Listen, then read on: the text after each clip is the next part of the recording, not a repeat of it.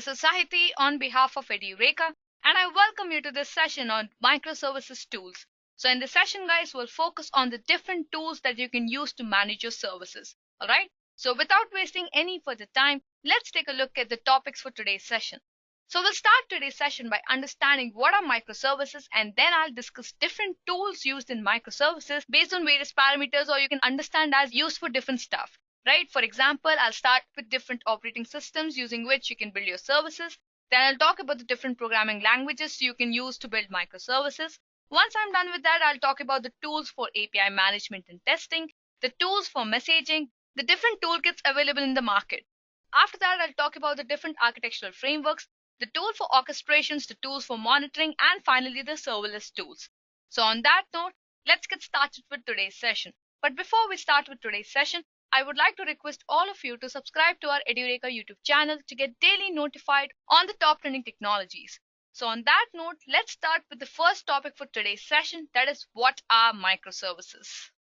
Microservices, or most commonly known as microservice architecture, is an architectural style that structures an application as a collection of small autonomous services modeled around a business domain. So you can just understand microservices as small individual services communicating with each other around a single business logic. For example, let's say you have an e-commerce application. Now that e-commerce application can have different functionalities like the customers, the customer details, the product details, and maybe what orders that you've ordered, right? So what you can do is when you build this e-commerce application using the microservice architecture, you can divide these three functionalities into three different services known as the customer service, the product service, and the order service. So once you build these three services will communicate with each other with the help of the messaging system that microservices have and give the user the required outputs, right? So if you want a detailed understanding of how microservices are built and how you can use them, so you can refer to our session on microservices using Spring Boot, right? Since this session is completely based on microservices tools, I'll focus on the tools more. So on that note, let's get into the main topic for today's session, that is microservices tools. Now, if you ask me what are microservices, my answer would be really simple. Microservices tools are basically a collection of various tools and technologies having different functionalities. These tools are used in various stages of building an application and help the developer to work with ease. Alright, so they come with basically predefined functions, algorithms, and a very user-friendly GUI to make sure that developers can build their applications in an easy manner. Not only this, but startups to multinational companies have been using microservices in their day-to-day business activities today. And to make sure that they can build the application in an easy way, many other companies are building up new tools and technologies, right? So while building an application using microservices, I would not say that only a single tool is enough. Maybe I would say a couple of tools together will help you build the application in a more easy way. So on that note, let's look into the different tools that we can use for different purposes. So starting with the first one, that is operating system. Now, one of the most important factors of building an application is setting a proper foundation of your application. So this is basically done by the operating system. Now, Linux is one such operating system which is most commonly used in today's market to build applications. With the help of Linux containers, it provides a self-contained execution environment and lets you orchestrate small to big services like security, networking, and storage. So if you ask me what are the better choices of Linux family, then I would say Red Hat and Ubuntu are the go-to solutions for anybody in today's market, but they come with a lot of unnecessary functionalities which are not needed for microservices. Apart from these, Linux providers have also come up with tools such as Atomic Red Hat and Ubuntu, including LXD, which is basically a container-oriented hypervisor. So I would say that you can go for any operating system that your company chooses to build an application or maybe you're comfortable with. But Linux is one such operating system which is growing in today's market and helps the developers to build the applications easily. Now, let's move forward with the next one, that is programming languages. Now, the main advantage of microservices is that different languages and technologies can be used to build different services of the same application. So what I mean by that is, let's say you have 5 services in the same application. Now, the first service can be built using Python.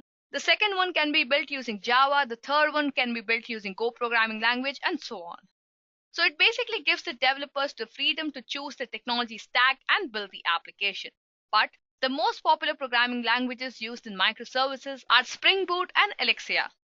So talking about Spring Boot first, Spring Boot basically simplifies the creation of REST-based microservices with the help of Spring Boot frameworks in just a few lines of code, right? So if you ask me the features of Spring Boot, then it provides auto configuration to load a set of default configurations for quick start of the applications. It comes with embedded Tomcat, servlet containers, and Jetty to avoid the usage of WAR files.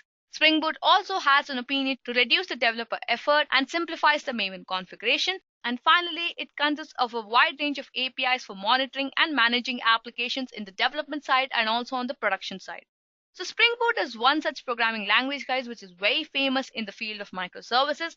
And you would always see that, developers are trying to build microservices using this particular framework. All right, so that was about Spring Boot. Next, let's move forward with the next programming language, that is Elixir.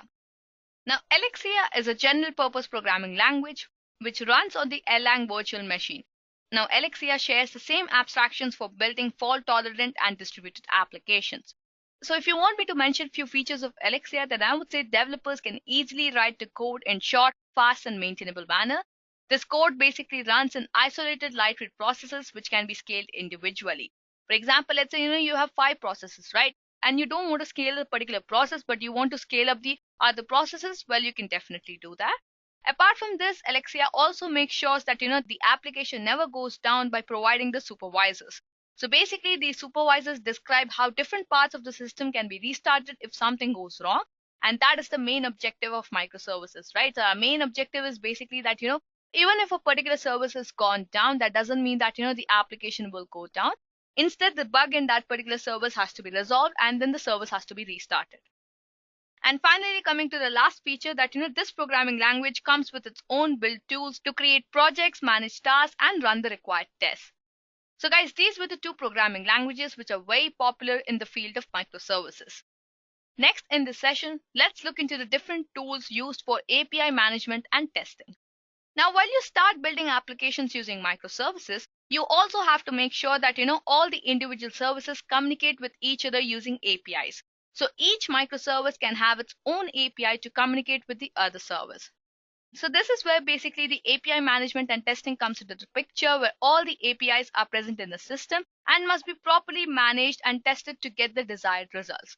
So if you want to know more about microservices and APIs and how APIs and microservices collaborate with each other, you can refer to my session on microservices versus API. Now, the top tools used in API management and testing are basically the Postman and the API Fortress.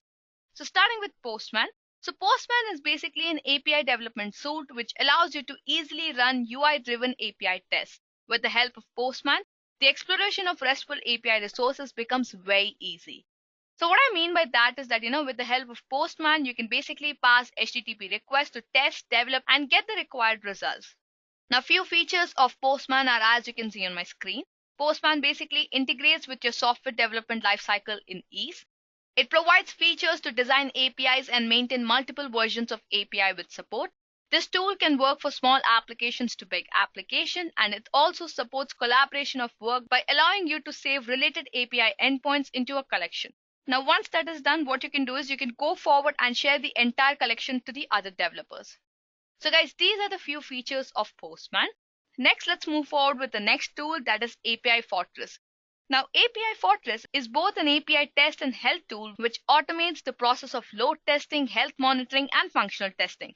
This tool is basically a code-free and is built around modern API architectural patterns and practices. So if I have to mention a few features of API Fortress for you, then this tool is highly interoperable with any platform that you choose in your toolchain and validates APIs built in API management platforms. It also simplifies API test creation and execution by providing a drag and drop GUI. This tool also aims to simplify the end-to-end testing by providing easy generation of functional tests, and also focuses to simplify the collaboration by storing the tests and reports in a collaborative environment to make sure that teams can validate their own APIs if it satisfies the business case. So guys, these were the few features of API Fortress. Now, once you know the tools for API management and testing, the next thing that comes into a microservice system is basically how these services communicate with each other. Well, these services communicate with each other using the messaging system. So the different tools available for messaging are Apache Kafka and RabbitMQ. So talking about Apache Kafka first. This tool is a distributed publish-subscribe messaging system originally developed at LinkedIn and later on became a part of the Apache project. Kafka is scalable and agile and is distributed by design. So Apache Kafka is a distributed stream processing platform which can be used for data processing or API calls. So few features of Apache Kafka are as you can see on my screen. Kafka has high throughput for publishing and subscribing messages to maintain stable performance. This tool guarantees zero downtime and zero data loss. In Apache Kafka, messages persist on the disk as fast as possible, and many applications can plug in and make use of this tool as it offers new write connectors. So guys, these are the various features of Kafka. Let's move forward with the next tool, that is RabbitMQ. Now this tool utilizes patterns to communicate between microservices and also scale applications simultaneously. With the help of these tools, you can basically connect microservices with each other to solve problems of various distributed systems. Not only this, but you can also use this tool to exchange events between individual microservices. Now the features of RabbitMQ are as you can see on my screen. This tool basically offers a variety of features such as reliability, delivery acknowledgements, including persistence, publisher confirms, and higher availability. By using this tool, messages are routed through exchanges before arriving at the queues. RabbitMQ comes with the federation model and allows the servers that need to be more loosely and unreliably connected, and also supports messaging over multiple messaging protocols. So guys, these were few features of RabbitMQ.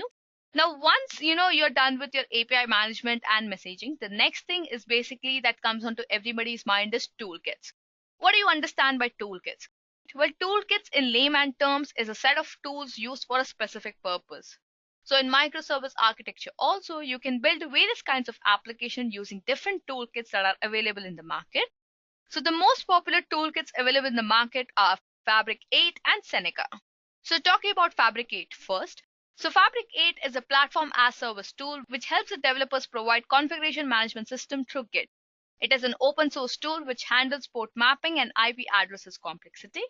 So this tool basically holds the responsibility to load balance services with high availability and scalability. Now the features of this tool are as you can see on my screen. It provides a set of wizards to create application faster and set up continuous delivery pipelines. Fabric 8 also comes with on-premise Git repository hosting. This tool provides Maven Repository Manager, promoted releases, along with a mirror of central Maven repositories, and provides the developer console to create, build, manage microservices with deep visualization into the projects, applications, and environments. Now talking about Seneca first. Seneca is used for building message-based microservices processes and is the toolkit for Node.js.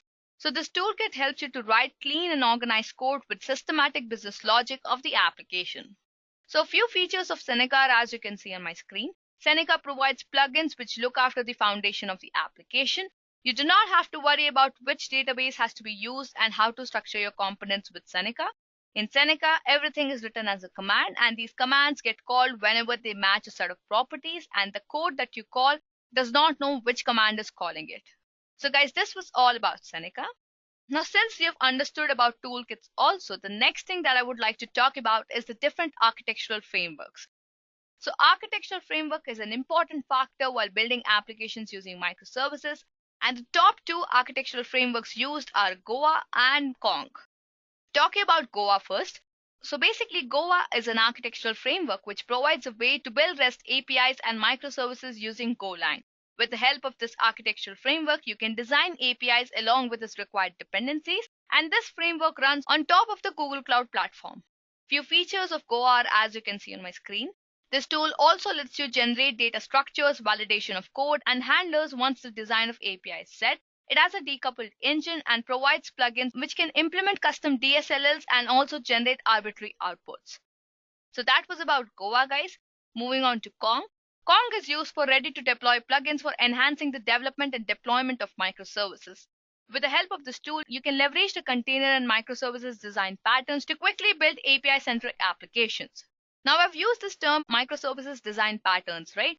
So if you have to understand this term, it's basically a pattern, or you can say a software pattern through which a company follows based on which the application is built.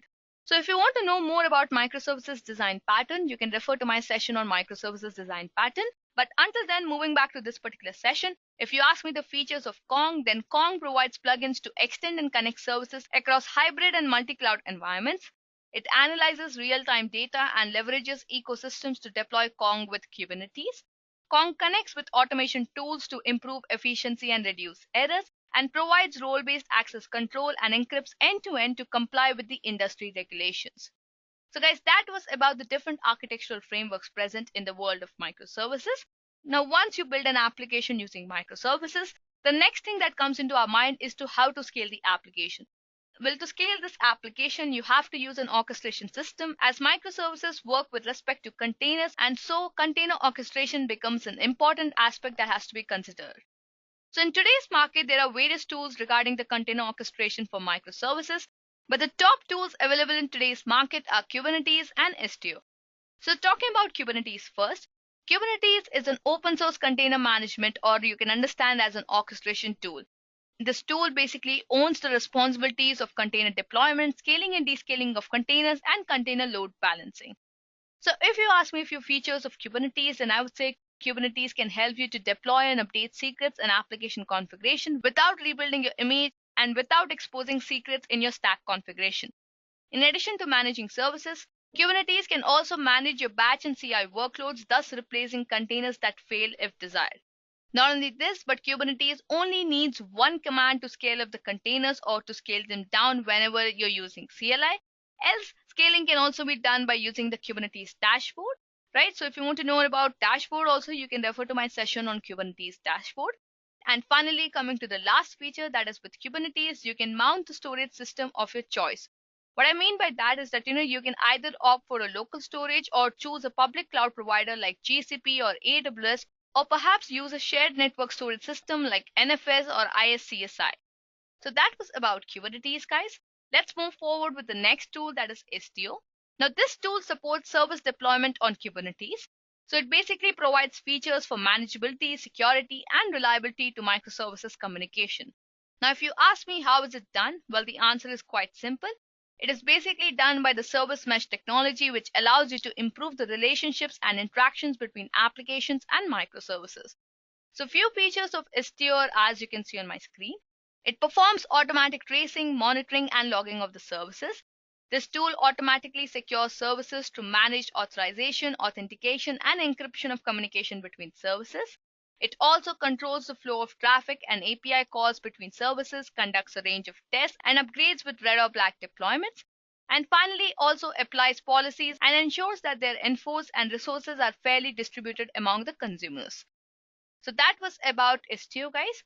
Now, once API management is done, messaging system is done, and then you have your tools for orchestration also, the next thing is to monitor your application. So to monitor your application, the top tools that can be used is Prometheus and Logstash. So talk about Prometheus first.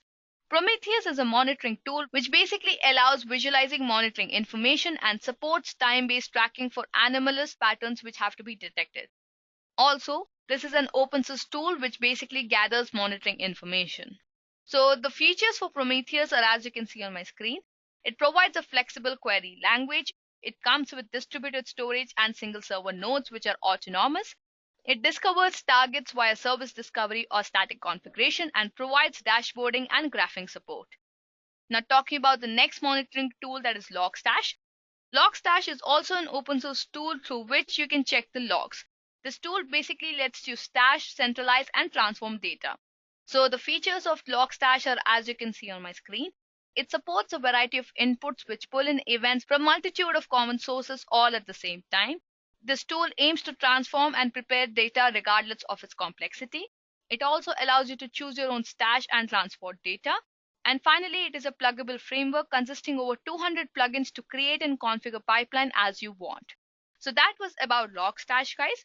Now finally, moving on to the last part of today's session, that is serverless tools. Now these tools are a part of microservices which optimize the methodology of breaking stuff into small functions. So few serverless tools that are very popular are Claudia.js and AWS Lambda. Talking about Claudia first. Claudia is a serverless tool used for deployments for AWS Lambda and API Gateway. This tool automates error-prone deployments and configuration tasks and also contains tools such as Claudia Bot Builder and Claudia API Builder. So features of Claudia are, as you can see on my screen. It lets you deploy and update using a single command. It reduces the boilerplate code. With the help of this tool, you can also manage multiple versions and you can use standard NPM packages and do not have to learn Swagger. So that was about Claudia. Now moving forward to the last tool, that is AWS Lambda. AWS Lambda is basically a tool which provides infrastructure-less servers for your microservices builds, and the user is charged based on the pay-per-usage rate. This tool can be used in combination with the AWS API Gateway to host a REST API service, and with the help of this, you can serve any request made by the users. So if you ask me a few features of AWS Lambda, then I would say this tool enables you to run your code in response to the events and automatically manage the dependent compute resources. It lets you run the code without managing the service, so it pays as you use the service and you only pay for the compute time consumed. This tool scales an application automatically by running a code for each trigger. And finally, I would say this tool can be used to build a serverless backend for processing mobile API and web requests. So guys, this was all about AWS Lambda. I hope you've understood all the tools that I discussed here. So this was just a short introduction to all these tools. So if you want a detailed understanding of many of these tools, then you can refer to our Edureka channel, or you can comment down in the comment section with your doubts and we'll reply to you as soon as possible. Until then, this is all from my side today. I hope you found this session informative. So thank you and have a great day. I hope you have enjoyed listening to this video. Please be kind enough to like it, and you can comment any of your doubts and queries, and we will reply them at the earliest. Do look out for more videos in our playlist and subscribe to Edureka channel to learn more. Happy learning!